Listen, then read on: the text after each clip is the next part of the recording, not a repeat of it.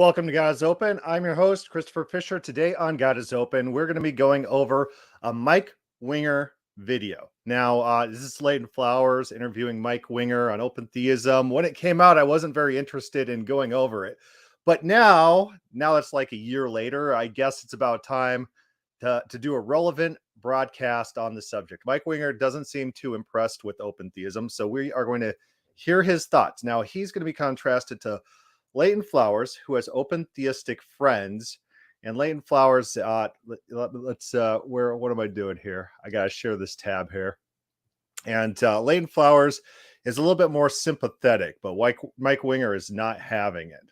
So Mike Winger, tell us all about this. It's going to be, my prediction is, a bigger and bigger issue for us to cover in the church, because the online world is now governing the discussions. Yeah. Right. And this thing is rising up. And so I'll come to it. I have so many things I'm preparing for right now.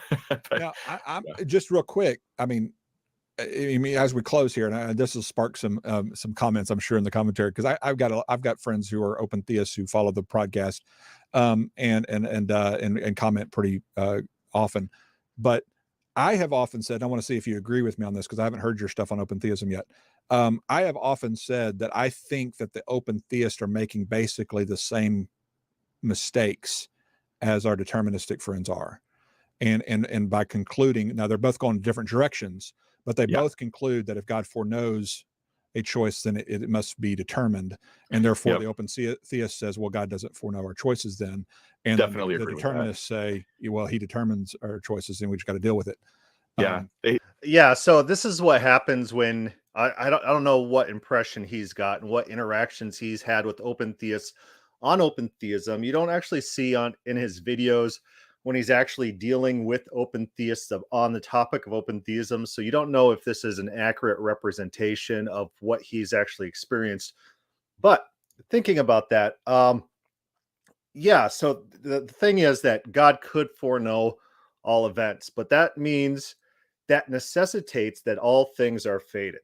So how Leighton Flowers frames it is the open theists have a commitment to libertarian free will, and they recognize that eternal, exhaustive, divine foreknowledge necessitates determinism. And he says, and that's the reason they reject it. Well, yeah, how about this? How about that's not the reason I reject it, but if that were the case, determinism is true. It's not a reason to reject it, but that's just a necessity of the logic. So I don't like necessarily when open theists kind of derail and hinge their entire case on free will. Not a good idea. You end up with situations like this. They hit the same fork in the road. Right. One goes left, one goes right. Right. And the fork is the belief that God's foreknowledge is determinism. Right. Yeah. If he knows what's going to happen, then it must be already set or fixed, and therefore determined by the one who knows it. And that's I think a modal fallacy, which we can get into, probably get into in your discussions. But here's the question I was going to get to. Do you treat open theist just as much as? So it's not the modal fallacy, and we've gone over this before. Because he's trying to claim that the foreknowledge causes the event. Knowledge can only be of something that exists, right? And so you could have only knowledge of future propositions if those future propositions exist by their own definition of knowledge. Knowledge is where God's propositional understanding lines up with reality. That reality has to exist. There's no modal fallacy or anything like that. If God has this type of knowledge in which his propositional knowledge lines up with reality, then the future is not open. The future is set. The future is closed. And guess what? God is as much subject to fate as anything else. Not even God can undo the future that he knows. Kind of like a Cassandra complex going on in God. Yeah, so that's just a necessity of the system. Brothers, as you treat deterministic Calvinists. Okay, so here's how I handle this. In my studies of open theism, I've mostly focused on, is it biblical? Like, what are the biblical proof texts for open theism? What are the ones opposed to it? That's what I focus. Yeah, I don't think so. I think he's a pundit. I think by and large, Mike Winger is a pundit, and so he sees himself as a spokesman for Christianity in a wider sense. And so he's trying to draw, I would say, alliances with Calvinistic camps in his ministry. And so he's going to treat a bigger camp, Calvinism, more favorable than he is going to a smaller camp like Open Theism. And we'll listen to that in his logic. Focused on. I've also spent a little time on the philosophy of it and the idea of necessity versus certainty, and how those are different concepts, and that's too much to unpack at the moment. But those are the things I focused on. Now, zooming out, does open theism inherently like conflict with Christianity? I think that there's a version of open theism where you can still be a Christian, right? Because you could even say God just chooses to not know what'll happen. Yeah, and I don't notice that. So it's like there's versions of open theism, which is still Christianity. But if I guess if God doesn't choose not to know and doesn't know, that would bring you, in Mike Winger's mind, outside the bounds of Christianity. So historically, throughout all of Christian history, most lay people are going to be holding the belief that Mike Winger just stated is a disqualifier for Christian belief. He's just made everyone throughout history heretical. Thank you, Mike Winger. I'm sure that's accurate. I'm sure you just didn't make that up based on whatever political goals you have.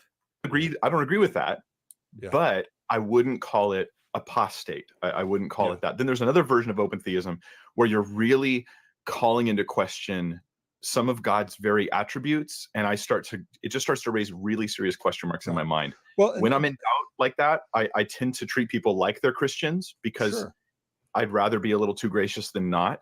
Well, I guess the thing is, for me, right. So he's going to do that to open theists, but not to Calvinists. Calvinists, he's trying to build alliances with.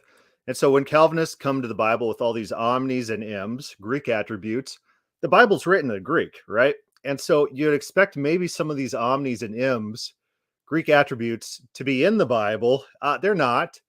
There's Pankratos, maybe like an all-ruler within Revelation. That might be something like that if you're looking, if you're trying to find something. But really, these terms, these concepts are not defined in the Bible. But open theism throughout the Bible is defined explicitly. God repenting, God regretting, God wishing things had turned out various ways, God even undoing his own actions, God becoming frustrated, God dealing with people and adapting on the fly. This is the entire narrative of the Bible. And so when he's giving these excuses for not liking open theism, these are just talking points. I don't think he actually believes them. Both of them are making a philosophical mistake. Both of them if both of them are affirming genuine faith in Jesus Christ as the Son of God, trusting in him for the atonement of their sins, but they're coming to different philosophical conclusions with regard to how to deal with omniscience, then I can no more throw out my open theist brothers than I can my deterministic brothers, because again, I think they're making the same philosophical so Gordon Olson is an interesting individual. He talks about alliances with open theism on ideological grounds as well. He says, actually, Calvinists, they defame the character of God. Open theists don't. And so he's much easier to drawing alliances with Gordon Olson? Roger Olson. Roger Olson, in one of his articles, talks about how he'd rather ally with the open theists on the love of God. Right? It doesn't make God into a moral monster. Mike Winger is faced with the same challenge here. We'll see how he responds to it. Quandary and a mistake. Now, that being said, here's the other point that I kind of have to push is that if the determinist is wrong, and again, I'm not necessarily throwing all Calvinists in the deterministic bus, because some of them don't believe that, some of them actually affirm true libertarian free will somehow,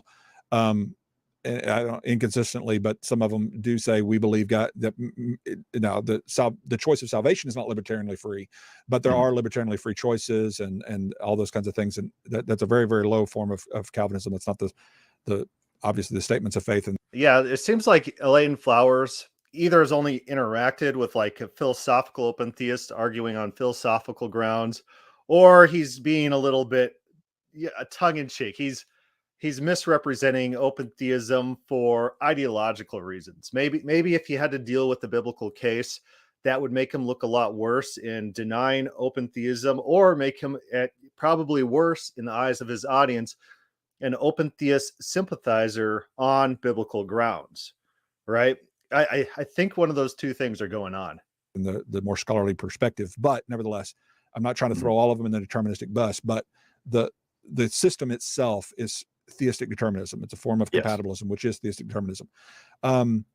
If they're wrong, they're systematic, if properly applied, ultimately brings into question the attributes of God's character, his holiness, because you're ultimately having God determine sinful things that he's not determining.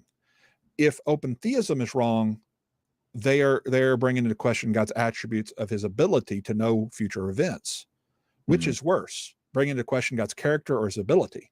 Because again, both of those are wrong. We shouldn't do either one. We shouldn't question God's ability or his character. But I'm just telling, if you were spreading lies about me, I would much rather you spread lies about my inability to bench press what I can bench press, or inability to do some powerful thing or a good thing or whatever. Yeah, that is actually a pretty good point. God takes his character very serious. You see within the Bible that God will not do things because of the defamation of his character that would occur to other nations. For example, Exodus 32 is the most famous example. He's going to destroy Israel, and Moses says, wait 1 second. Have you ever considered what that's going to look like to the Egyptians? That you're going to look like a death cult god, and bringing your people out into the wilderness and just killing them all, something like that. And God's like, okay, I'm going to repent of destroying Israel, but you guys better watch out. And then later on, he says, I've repented for my name's sake. So if you go into the Bible and put in for my name's sake, a lot of times, probably all the times that phrase occurs, is God talking about his public perception, his PR, how people see and view him. It's very important to God that his character is accurately accounted for. And so Mike Winger doesn't like this idea at all, because he wants to ally with the Calvinists. I don't think if they didn't have a major force in American evangelical thought, he probably wouldn't go through this sort of tortured mental gymnastics in order to defend them. This seems like a coping mechanism. Some ability then to impugn my character, to go around saying, hey, Leighton, his character is not good, or he's not trustworthy in that way. Do you see what I'm saying? I'm not trying to pit determinists against open theists. I'm just saying, it seems to me, because open theism is relatively a newer way of thinking, and it's not has been established or known throughout the church, is that people tend to be more hard on it than the determinist. And those of us in the middle, I don't know that we should be very more hard on one of them than the other. I think both of them we need to stand firmly against and say, this is why we don't agree with what your conclusions are. So here's See what I'm saying? the other side of it, right? Open theism, if I understand, the way people often come to open theism is it's an attempt at theodicy, at a defense of why God allows evil. And basically the part that's open theism says, hey, well, he didn't even know that was going to happen. Right. You can't blame him because he didn't know. And I would say that doesn't mean anything to me, because in the middle of the evil thing God didn't know about, now he knows. Why doesn't he stop it right then? Right. Like, you still have to deal with God allowing. That doesn't mean anything to him. Okay, so God, in Calvinism, purposely forcing that child rape. Apparently, that's the same thing. It doesn't mean anything to Mike Winger if God was just an inactive watcher. That's the same thing to Mike Winger. If God could have just watching, that's the same thing as God actively forcing every detail of that rape to come about. Thank you, Mike Winger. It's like, did he ever think about what he's saying? Is this all cope? Is this all his internal justification? Does he believe this justification? If he does believe this justification, it's pretty horrific. Mike Winger, you have horrific beliefs. That makes you a bad person. But has he thought about this? Does he actually honestly believe this thing? Or is he lying? Does he believe his own lies? these things to happen. And so it doesn't really solve anything. All it does is potentially strip God of an attribute the Bible declares that he has. Right. And I know open theists are gonna be like, Mike, you don't understand our position. You're misrepresenting us. Yeah. And I will say, I think, and I could be wrong here, but I mean that sincerely. My studies so far show me. Who have you interacted with, Mike Winger? Which open theists have you had a conversation with? Sat down? Is it recorded anywhere? Who have you interacted with? I think you're one of these people living in their own heads. It's like I read this book once by Boyd, and I didn't have any back and forth conversation on any issues, but I came up with these impressions, and this is what I think about this, and this is how the open theist would respond to such and such. You've never interacted with open theists. There's no evidence to suggest it. There's no evidence to suggest you've done honest due diligence on this topic. And, you don't have an incentive to, because then you're going to get called out. You don't understand your position if you're an open theist and you say that. It's not me. But look at like Greg Boyd and his stuff he says on open theism. I'm embarrassed to listen to what he says about it. I'd much rather hear a Calvinist. Right. And so so Greg Boyd says a lot of stuff. And so what embarrassing thing does Greg Boyd say that you're embarrassed to listen to Mike Winger? He doesn't actually tell us. He's not going to tell us. He's not going to tell us. We just have to assume that there's some sort of secret embarrassing thing. I'm sure Greg Boyd said some embarrassing things sometime, somewhere, in some place, even that is by normal people standards, not Mike Winger standards. And I'm sure they exist, but just at least tell us, quote the guy, do something. Let's talk about determinism as far as what offends me more. Really? I'm embarrassed. He demonizes the Old Testament and demonizes a lot of the stuff that's in, and I'm going like, my goodness, are you an atheist? Like, what? This is what I hear from the atheists I deal with online. Now it's coming out of a Christian pastor. But and then he thinks he's so in. Right. So his demonization of the Old Testament, quote unquote, is not open theism. That's a different view entirely. That's about his Christocentric model hermeneutic. And so it's not an open theist hermeneutic that he's criticizing right here. It's just like Greg Boyd said this thing I don't like about this issue at this point in time, and open theism is therefore bad. He's said bad things in certain contexts. Mike Winger, you just said that God not intervening to stop a rape is the same level you care as little as if God was just committing that rape himself, molesting that child. That is your view, Mike Winger. That is disgusting. Sure, that's lacking moral judgment and character by you, Mike Winger. That's sort of evaluation. And so I don't know. Do we trust Mike Winger's evaluation of moral ethics? I don't know about that. You make a good point.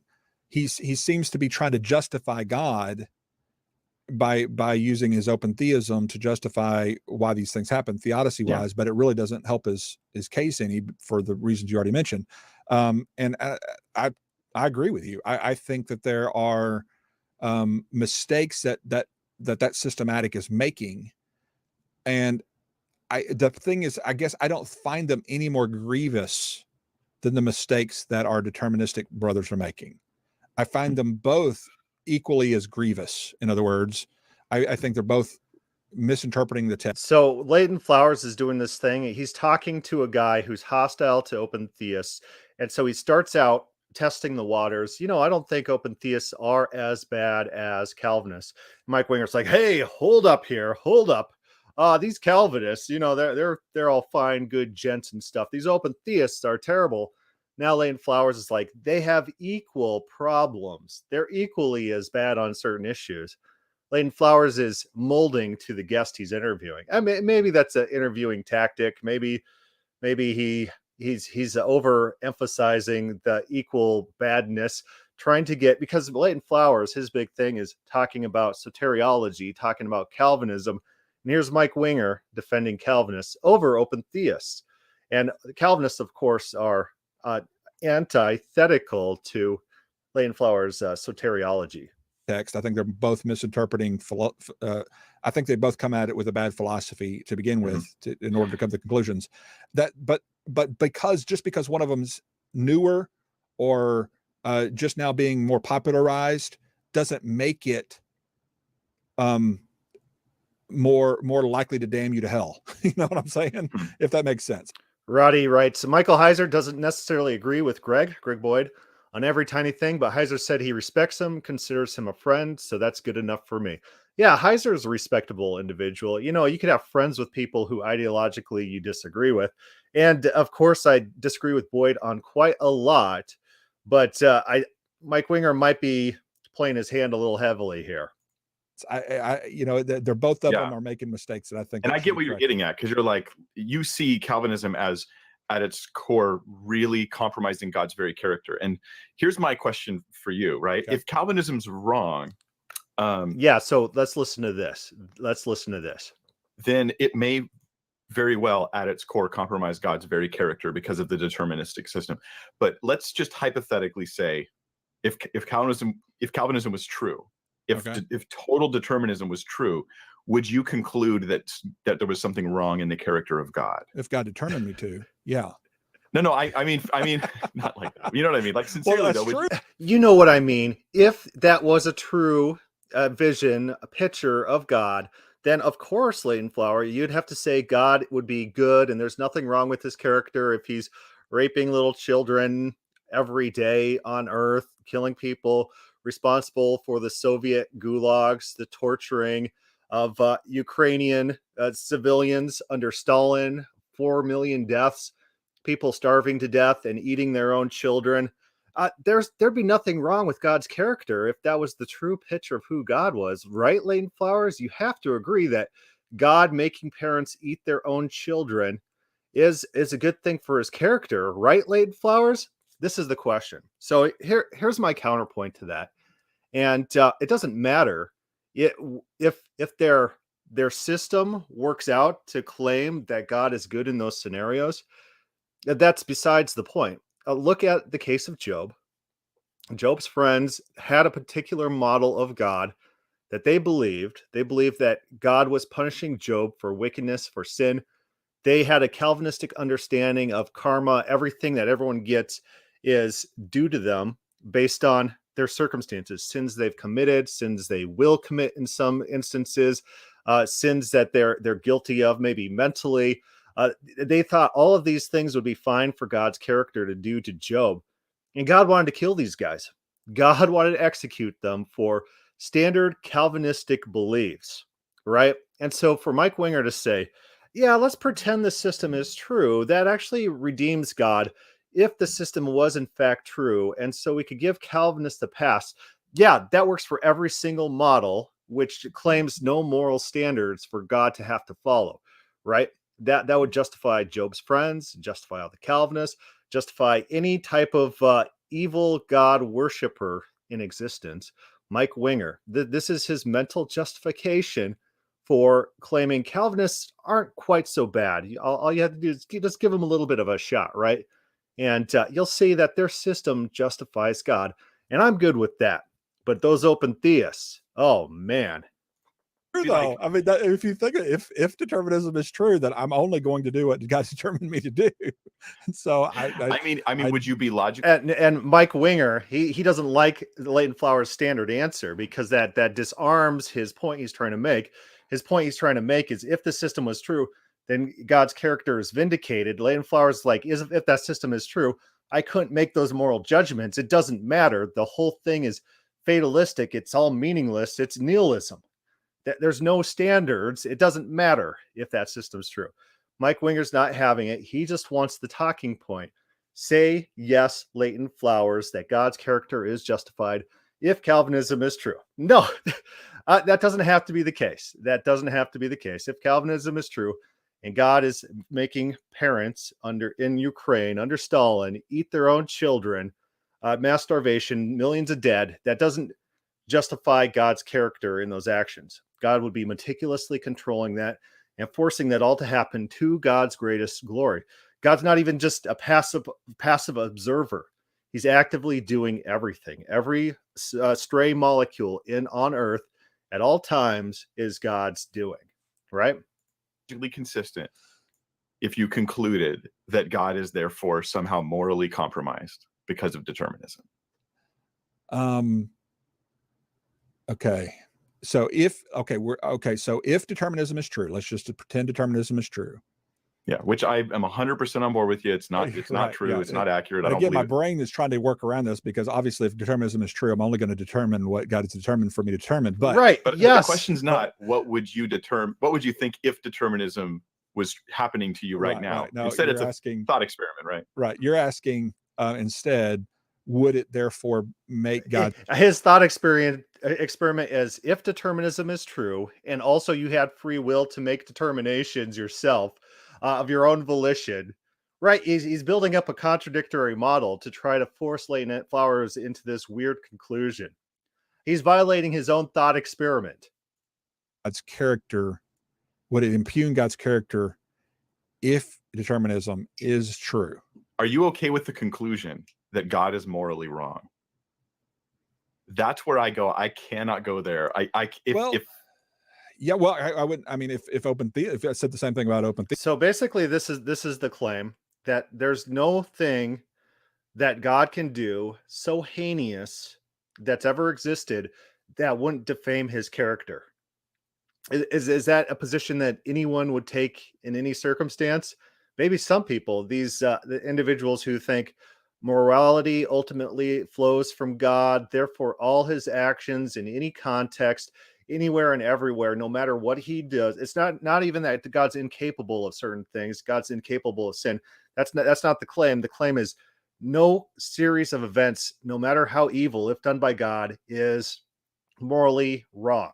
Theism, I would say the same thing. I mean, if open theism is true, I'd have to come to the conclusion that if it's true, it's true, and God's not morally evil. I mean, if you come to the scripture with any presupposition, you come with a presupposition that God's good, that he's always just and he's always right. And therefore, if determinism is correct and God is always just and he's always right, then somehow what J.I. Packard and others say, it's an antinomy. You just don't get it, Leighton, but somehow God's completely deterministic and he's not culpable. And you're just too dumb to get it, because God apparently determined for you to be too dumb to get it. So that's just the way that it is. And on the other side, if open theism is true, and we again come to the presupposition God's good and he's just and he's right, then I would still conclude that, okay, God doesn't know near as much as we thought he did know, but he's still good and just as right. And so you see what I'm saying? I think either way. Yeah, and I agree with you there. I think that's it. To me, I go, I cannot entertain the idea, and I don't mean like emotionally, but I mean intellectually. I can't sustain the concept that Almighty God has some sort of moral flaw. And even if the world looked 100% like God somehow must be doing something wrong here, I would have to conclude I'm obvious. Yeah, so he's telling us his priors right here. It doesn't matter what the Bible says. The Bible could say anything. He is intellectually wedded to a very specific idea that must be true no matter what, because he thought it up. Yeah, that's how people do theology. It's like they sit down and they're like, what should God be like? Oh, if God was good, he'd do this. And if God was God and the ultimate being, he'd be like this. And it's this a speculative exercise. And then they conflate that with reality. Oh, I can't imagine a world in which God didn't know one thing. God couldn't solve one math equation. Let's just use something very simple. If God can't solve one math equation, I can't even imagine that world, right? It's insane. Wrong. Yeah. Like, God is God. And here the fear of the Lord is the beginning of wisdom. And I go, oh Lord, I trust you. I don't understand it. And I wouldn't even have a defense. If someone asked me, my defense would be, God's good because he's God. And I will not let the circumstances of this time convince me that he's not good. So I tend not to use that concept of, like, some people say the Calvin. Yeah, so I think it's very important to contrast modern Christians, these type of self-righteous busybodies who are like, who go through all these justifications for everything intellectually. Oh, there's nothing that God could do ever wrong. And then contrast it to actual people within the Bible, especially people who've interacted with God. King David interacted with God several occasions. A lot of these people call God out for what they see as God's inaction or God not listening to his people or his people suffering. And they do blame God. You know, there's a whole book, Arguing with God, that goes through a lot of these examples. Pious Irreverence is another book that talks about examples in the Bible, people arguing with God about morality, God's culpability, what God should do, why God should do that, and blaming God. So you contrast people in the Bible, actual real individuals who interacted with God, knew God personally, and sometimes call God out, to Mike Winger, a holier than thou. God could do nothing wrong. I'm better than all these people within the Bible. That's we got. This modern fake piousness is systematic in Christianity. God, and he is therefore like a bad God. And I go, you are treading on, in my mind, you're treading on dangerous ground when you make statements like that.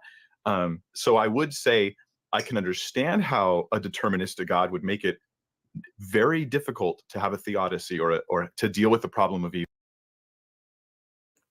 Mr. Gruning writes, God is good because good is, evil doesn't really exist. That seems to be an Augustinian position, and it's the position of the Platonist where good or evil is the deprivation of the good, and all of material world is good. God made a good creation, and as far as reality strays from that perfect image, that's when evil is incorporated into the world. I don't think that's a Christian concept, that evil is pure negation. When you look at evil and sin within the Bible, sometimes there's violation of contract. That's one of God's major functions in the Bible. If two people make a covenant or a compact, they would do so in front of God, and God was an enforcer of those things. And so sin wasn't necessarily against some sort of standard moral law somewhere, anything like that, but could arise through personal violations. Sin wasn't a metaphysical thing or an absence of a metaphysical thing. It was it hurting relationships between individuals. There's some sort of conflict going on between multiple actors, something like that. So I don't take the sin as negation stance. I don't think that's based in the Bible, and it seems to originate in Augustine's Platonism. Evil. I don't know how I have a video on the problem of evil. I don't know exactly how I would make that video if I believed in determinism. Right. So I'm thankful that that's not the case. Yeah, so I think what you got there is Mike Winger is a political animal. Every single person tends to be political animals. He has conflicting parties that he often interacts with. He doesn't seem to interact with open theists whatsoever, so he doesn't feel any allegiance to defending their position, defending it accurately, or actually being sympathetic towards it. Whereas he seems to interact with Calvinists quite a lot, and he probably has some Calvinist supporters. And so he's doing the politic thing and defending Calvinism's insistence on God's evil over open theists' insistence on God not having propositional knowledge of certain future events, which he sees. His claim is that he sees it as undeniable that God has this sort of weird propositional knowledge of the future, even though this is not described whatsoever in the Bible whatsoever. It says, Ironic writes, Mike needs a few open theist buds. Yeah, he probably does need. First, I thought it was like he needs some Budweisers. He might need some Budweisers too. Budweiser's not very good beer, but that works. Mike needs a few open theist buds. He does. He does need to have some sort of interaction. Needs in a relative sense. I wouldn't presume to tell him that he needs to go out and talk to these people, but it shows that he hasn't interacted with these people. I was watching a different open theist video with another guy who doesn't seem. If you just go open theism and sort by relevance or recency, there's a street preacher who also goes over open theism, and he's actually seems like a decent fella, but he gives all the standard talking points. He seems only tangentially to have interacted with open theists, and so he thinks his like normal talking points. He doesn't know the counter arguments to his normal talking points. It's a pretty telling thing when they'll state an argument as if that argument's never been addressed. They won't address the counter arguments. They won't even acknowledge that open theists have responses and address those open theist responses. They just don't know. They're not that studied in order to actually accurately understand the issues at stake. Mr. Gooning says, so everything Plato thought was wrong? No, but it's not in the Bible. Yeah, it's fine to be a Platonist. I've never criticized someone and said, oh, you're stupid for being a Platonist. I've never done that. But you probably should reconsider being a Christian if you think Plato was right about these things, because that concept of sin is just, it's not in the Bible, where sin is negation. Sin is crouching at your door, Cain. Sin is personified. Sin has this active element. Sin is a thing. It's in the Bible, all right? And it's not negation of reality. That's not like a metaphysical construct that they had access to at that time. Everything was what we can experience, the real world. There wasn't this idea of non-existence, right? Adam writes, not Budweiser's.